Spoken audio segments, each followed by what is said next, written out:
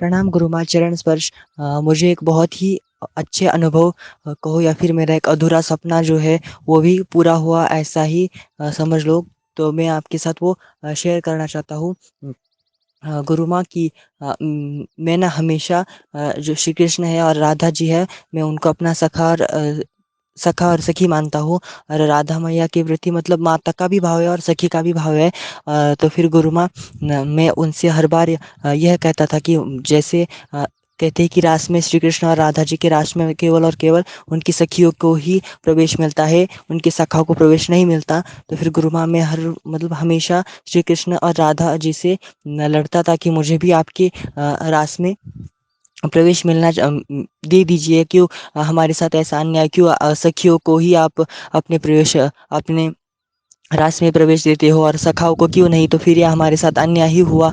ऐसे मतलब मैं रूठता था कई कई बार उनकी उनके उनके साथ उनसे बात नहीं करता था, मतलब इस भाव से। तो फिर गुरु माँ मुझे ना कल ब्रह्म मुहूर्त में सो रहा था, मतलब अर्ध चेतना में था। तब मुझे एक बहुत ही अच्छा अनुभव या मतलब मेरा सपना ही पूरा हो गया गुरु माँ आपकी कृपा से। मैं कल रात ब्रह्म मुहूर्त में जब सो रहा था, तब गुरु माँ मुझे यह एक स्वप्न आया कि एक बहुत बड़ी नदी है और उस नदी के किनारे बहुत ही सुंदर वन है। मतलब वो इतना मनमोहक वो दृश्य था कि मतलब मानो वो यमुना जी है ना, जैसे जहाँ पर श्री कृष्ण और राधा मैया वृंदावन में रास करते थे, वो जगह थी। मतलब ऐसा मुझे लग रहा है। वहाँ पर एक बहुत अच्छी मतलब सुंदर नदी थी। वहाँ पर आम के बहुत सारे फलों के फूलों के पेड़ थे गुरु माँ। और गुरु माँ वहाँ पर राधा मैया और श्री कृष्ण भी थे। मुझे उन दोनों के भी दर्शन हुए आपकी कृपा से गुरु माँ। मैं बता नहीं सकता, मैं मतलब बहुत ही खुश हूँ आपकी कृपा से। महादेव और माता की कृपा से मुझे मेरे सखा और सखी यानी कि राधा जी और श्री कृष्ण के रास में मुझे पुरुष शरीर के साथ प्रवेश मिला। गुरु माँ की मतलब मैं बता नहीं सकता मुझे कितना ही आनंद हो रहा है इस बात का, गुरु माँ आपकी कृपा से।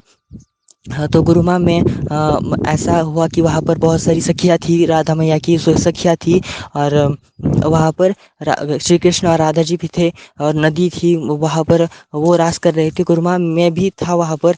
तो फिर अचानक श्री कृष्ण ने कहा कि लो मेरी बांसुरी है वो बजाओ। तो फिर उन्होंने उनकी जो बांसुरी है वो मेरे हाथ में थमा दी।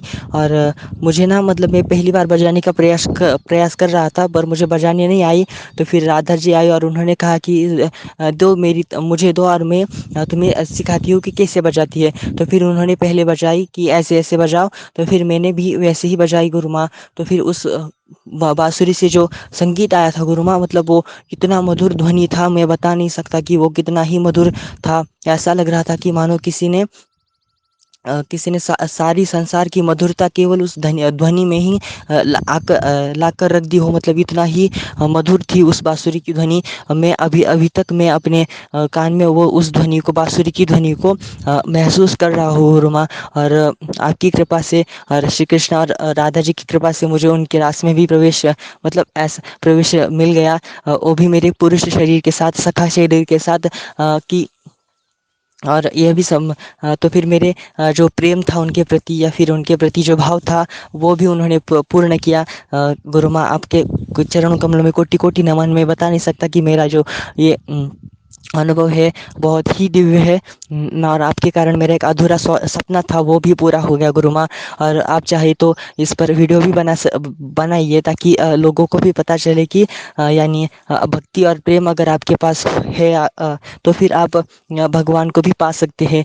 प्रणाम गुरु माँ, आपके चरण कमल में कोटि कोटि नमन।